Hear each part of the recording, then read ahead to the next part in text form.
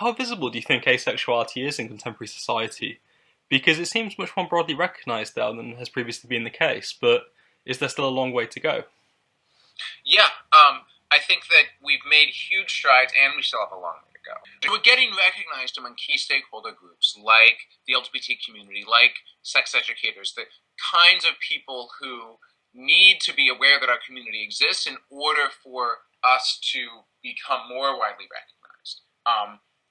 So, for example, at the biggest national LGBT organizing conference in the country in the US this year, asexuality was mentioned on the main stage. There were multiple workshops about asexuality. It was something that all of the NGOs who are working with LGBTQ youth and adults and seniors around the country were aware of and aware they needed to learn more about. The same is true, beginning to become true among the community people who do sex education at a high school and a college level, at least here in the States. So we're becoming a part of the dialogue about sexuality, and we're becoming part of the dialogue that the experts are aware of, and that's a huge important first step. I think that we still have a long way to go because knowledge of us in popular culture is still pretty spotty. Things like the documentary have helped a lot, and I think that it's not uncommon when I run into someone randomly for them to be aware that asexuality exists. But I think there's still not really a deep understanding, and we're coming up on a few critical moments that are going to really shape cultural understanding of asexuality. The first is when we really start seeing ace characters portrayed as ace in popular TV shows. We already have characters like Sherlock and Doctor Who kind of seem like they're based on ace experience in a lot of ways, but they don't identify as ace. And when that starts happening, it's going to give a lot of people their first in-depth understanding of what the community is about, and that is going to shape, for better or worse, a lot of people's thoughts. Having some influence in the way those first characters are portrayed, I think, is an important goal for our movement. The other big thing that is on the radar for me is how ACEs are, how we're discussed by the mental health professionals. We're just in the early stages of really engaging with counselors and therapists and talking with them about best practices for helping ACE people who need their services. That's not to say that many of them are bad. A lot of them intuitively get that this is a thing that they should help people explore, that you don't need sex to be happy. I'd say that if an ace were to need to walk into a therapist office right now, if the therapist is good, they probably are going to have a good experience. But there needs to be a much better dialogue among that community. And I think that's going to also inform the broader cultural dialogue of where discussion of kind of where we fit, because we are going to, that is a group of experts that everyone else is going to turn to ask whether or not this is okay. I think that the other area where we've really made some huge strides is in academic research, where there has been a lot of academic research in asexuality. It's expanding really quickly, and a lot of it is very validating of our community. And that's a huge resource for us to pull on when we want to make a public statement that we're legitimate. Okay, so one might say then that there is a massive increase in visibility and recognition, but perhaps not understanding still tails behind. And there are these different fronts on which the fight for more understanding can be fought. Exactly. And do you think there have always been asexual people? Because this is one of the issues that's fascinated me with my own research. Because it seems obvious to me that people who now identify as asexual didn't just magically pop into being overnight in the early 2000s. So I think that there's always been a spectrum of human sexual diversity. And if you look across, non-human species, there are plenty of documented examples of non-human animals experiencing a wide range of sexual behavior, including asexual behavior. I think in many ways it took a modern cultural articulation of sexuality for asexual identity to come into being. So asexual experience has been around forever, right? I'm pretty certain that there's been people not experiencing sexual attraction for as long as there's people been experiencing sexual attraction. What's new is talking about it as an identity in the way that we talk about it as an identity, that dates back to the early 2000s, and possibly could have dated earlier.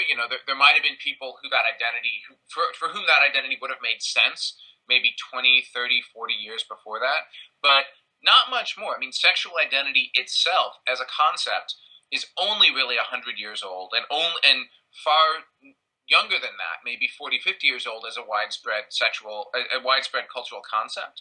And so the idea that I identify as asexual and that means something to me, that entire experience is new. And I think that it's kind of, we're exploring what that means in one of the first cultural and historical moments where we really are capable of doing that. Do you think it's become more difficult over time for people not to experience sexual attraction? So if you think back half a century ago, do you think it might have been easier for someone to not experience this, and so it might have been not a thing, as it were? I think it would have been, I don't know about easier, it would have been really different. And it also depends on, where you are culturally, socioeconomically in the world 50 years ago. If I would say that what's happened, we've moved to a culture where sexuality is more explicitly celebrated, and at the risk of being confusing, more explicitly fetishized. So I think that sexuality has become a thing that everyone is expected to articulate, to like experience and articulate publicly. It's discussed much more actively as a core component of relationship formation much more earlier on than it was in the past. And in some ways that's made being ace harder, because it's like I think that there was a cultural concept of getting to know someone and becoming really emotionally into them without sexuality 40, 50 years ago that was more widely known and celebrated than there is today. That being said, I also think we live at a time where it's much safer to say, you know what, I'm not experiencing the things that everyone else is experiencing, and that's awesome, and I would go explore what I'm experiencing on my own terms. I think it's much easier and safer to say that now than it was 40 or 50 years ago, and that is a huge, huge benefit to us. In most parts of the world, kind of pre-movements about sexual diversity, I think we would have been seen as just insufficiently sexual, and maybe it would have been less of a crime to be insufficiently sexual back then, but that's still the most that we could have hoped to. Where now I think we can really become fantastic at being something new and interesting that we define on our own terms, and that's way more powerful. But there still seems to be a quite profound lack of understanding in many areas of society. So on the one hand, people might be accepting on the level of tolerance, but intellectually they just don't get it. Is this a problem? How could it be fought against? Yes, I think this is definitely a problem, and I think that this is a problem. This may be an oversimplification, but I always bring this back to the way that people think about intimacy and the way that people think about human connection.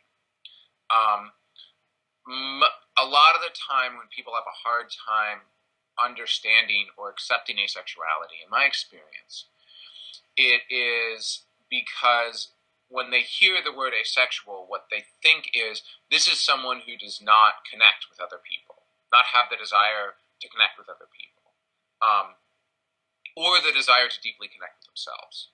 This is someone who is kind of fundamentally isolated in a way that may solicit my pity, but in a way that severely limits, severely restrains them from all the things that I find most meaningful in my life, which are about deep connection with myself and deep connection with other people. And when someone hears that in the word asexual, I think it is very hard for them to accept us, and it is very hard for them to take us seriously.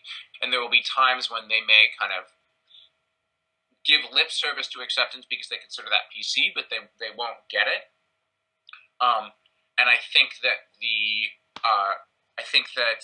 what behooves us as a community is to really be able to tell stories about all the ways that isn't true, and tell stories about how we're forming deep connections with other people, and we're forming deep connections with ourselves, and we're living extremely fulfilled, connected lives because of that.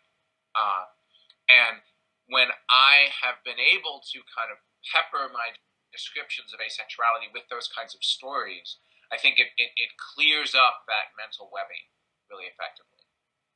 So to get to your question, yes, I think there's still really widespread understanding, and I think that ultimately addressing that understanding is going to mean rewiring a little bit of how people think about connection and how people think about intimacy in a broader cultural context.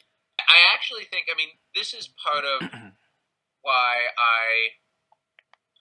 I'm excited about characters in TV and things like that. I think that telling stories about asexuality does that. Telling, honest, open stories about asexuality does that in a way that few other things in the world can. And that's part of one of the reasons I'm very excited about asexual visibility. The biggest reason I'm excited about asexual visibility is that there's a lot of isolated aces out there, and letting everyone know that a community exists is really powerful.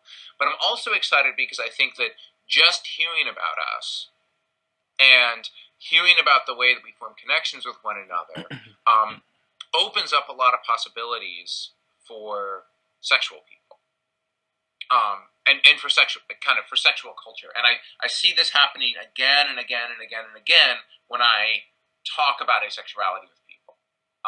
It often is a very profound experience for non-asexual people that I talk to, and I think it's for this reason that I've just articulated around reframing how human connection works. Because I've heard you use the phrase "the head clicky thing" in the past. Could you say a little about what you mean?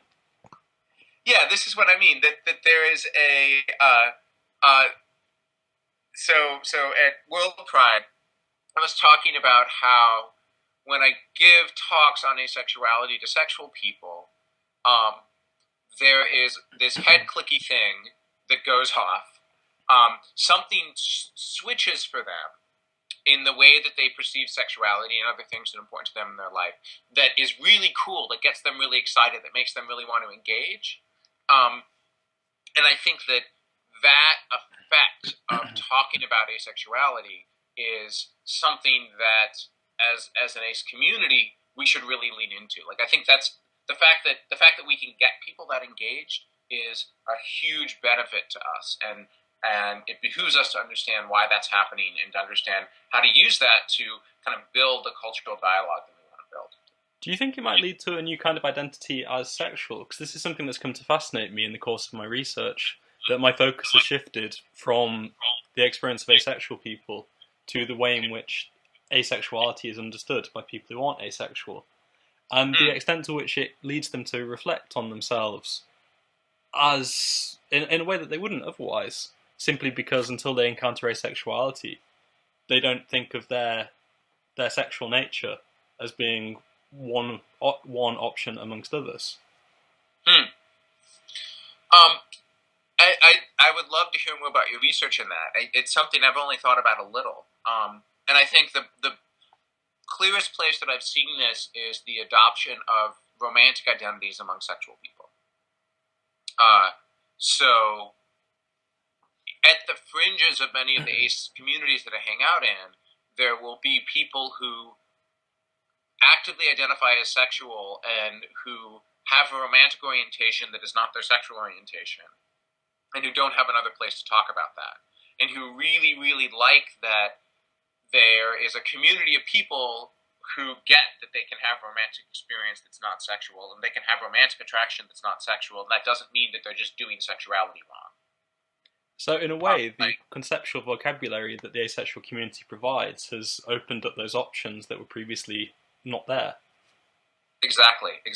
And the most powerful example of this is a woman I was talking to in New York who identifies as heterosexual and aromantic.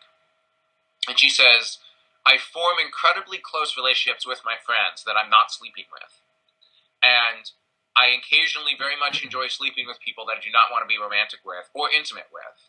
And because of that, like there are a set of words for that in the sexual world, right? There are a set of concepts that are pretty scarring for someone who wants to be sexual with people but does not want to be intimate with them. And there's no acknowledgement of the intimacy that is happening in my life. So how do I explore forming intimacy in the way that I want to and being sexual in the way that I want to? If the sexual world sort of wants to force me to glom these things together when I don't want to glom them together. And she hangs out in the asexual community in part so she could talk about her intimate relationships and have everyone celebrate them without being distracted by the sexual relationship she's not being intimate in. So, in terms of the fact that ace discourse has an effect on the awareness of people who aren't asexual, in giving them these conceptual tools to express things they might not otherwise have been able to, do you think there are affinities to other groups within society? So I'm thinking about the way in which the trans movement, for instance, might sensitize people to gender who would not themselves identify as trans, or even the poly community. Do you think there are affinities here? Yeah. Are you asking if there are specific groups that we have those affinities with, or I think that in talking about the ace community, which is people identify asexual, gray, demisexual, and sexual ally, all along a spectrum, a multi dimensional spectrum. I think that there are people who are getting a lot of benefit from the identity exploration that's going on. The same way that hanging out with trans people since I was in early college has really, really informed the way that I shaped my identity as a cis male. I think that we're helping people reshape their identities as sexual people, and we're doing that by turning what were a lot of unstated assumptions into questions. I'm curious if this is what you found in your research, but the question of how do I want sexuality to fit into my relationships, my intimate relationships, I think is a valid one for sexual people to be asking, but not one that they're called upon to ask by sexual culture, but one that they're called upon to ask by asexual culture. The question of how do I want my how do I want my intimate non-sexual relationships, which are definitely going to exist, and my intimate sexual relationships to connect with and balance with one another is one that I think is asked much more directly by the ace community than it is by sexual culture. And I think that those are the thing that you're referring to as sexual identity. I would imagine that when a sexual person hears about asexuality, prior to hearing about the ace community, they often sort of think of themselves as enjoying sexuality, which is a healthy thing that everyone does, right, to some degree. And they think of themselves as being in relationships, which they define as intimate connections that involve sexuality, and struggling to make the sexuality work as well as they would like it to work in those relationships. And they think of sexuality as this thing that's really awesome and exciting and fun and sexy and gets them in touch with their body and lets them connect with other people. And also this thing that sort of fails to do that on a regular basis.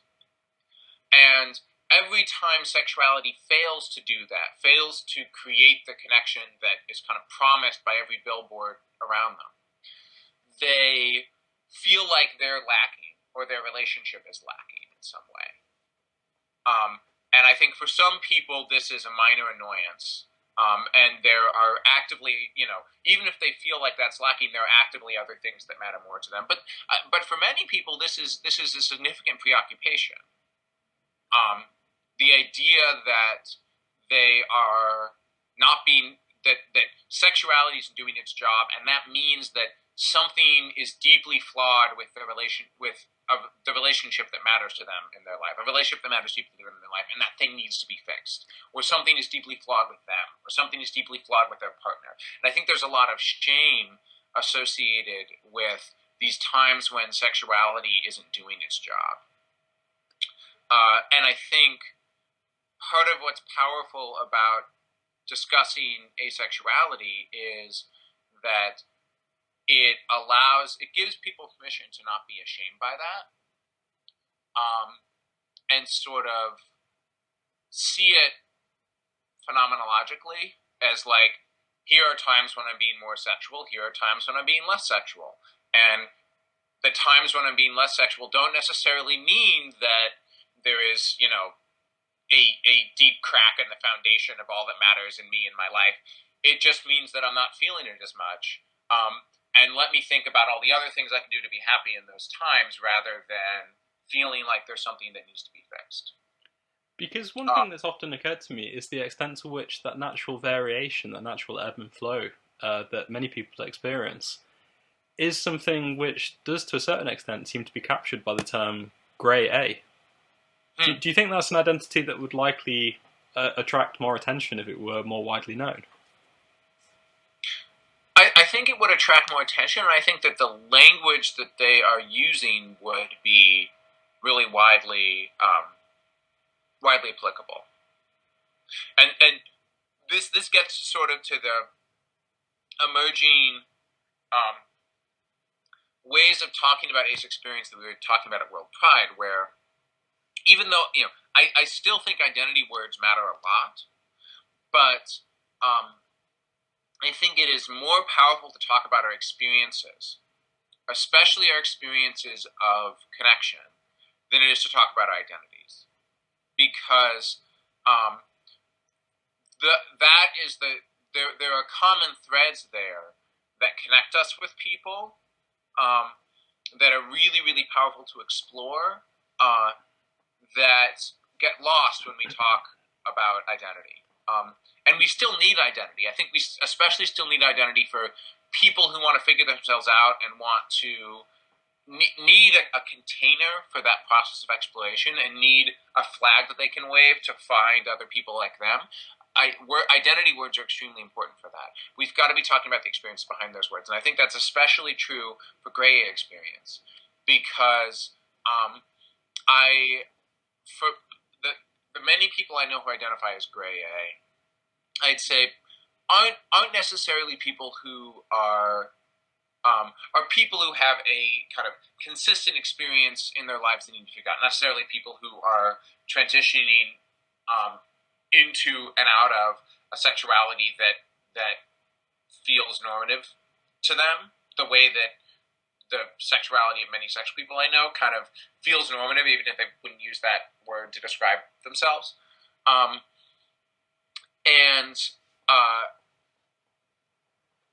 But I think that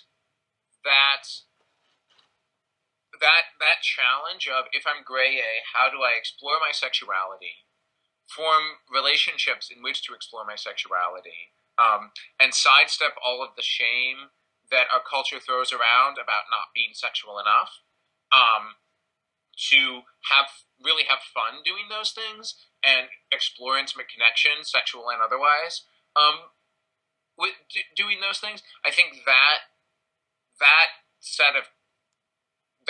expertise is something that all of sexual culture can really benefit from. But it needs to be presented in a way that draws out the continuities between the people who identify as asexual and grey A and the people who don't. Exactly. Because I guess part of the risk of identity categories, as necessary as they are, is that it atomizes these experiences and obscures the continuities that exist. Mm-hmm. I think that's a risk, but they're also necessary, right? Like, it's much more powerful to be able to say, there's this thing that gray A people experience that even though I don't identify as gray, there's this thing that gray people experience that I really had to force myself to understand, because understanding gray people is an important part of what I need to do to like understand diversity in our society.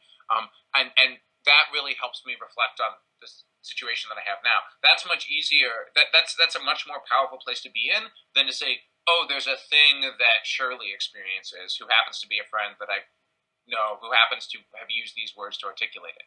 Like there is strength in the numbers implied by an identity, and I think that we need that strength.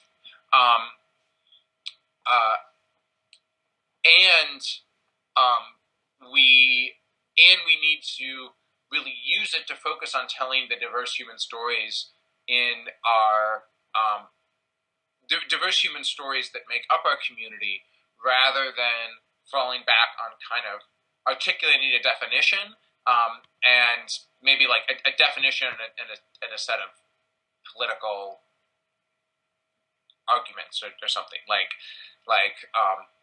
and I think in many ways that's what we're doing. Though this is something the Gray A community especially is still figuring out. Like, we don't have really good Gray A spokespeople for the media. We haven't seen news stories about Gray A identity.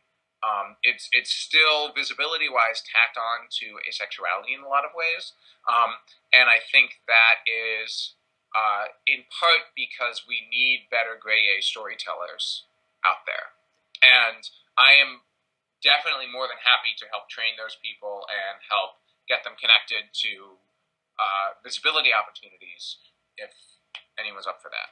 Because, like, anecdotally, in the hundreds and hundreds of conversations that I've had both professionally and informally about asexuality in the last few years, it's often struck me that it seems to be the grey A category that provokes the most natural affinity with people.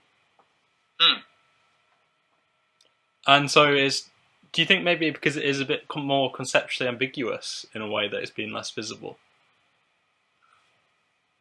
Yeah, I think it's conceptually ambiguous, and I think that it is there is not yet a clear experience that ties it together. It feels like a thing that everyone experiences in the sex world, in some degree, to some degree. And so I think that there may be.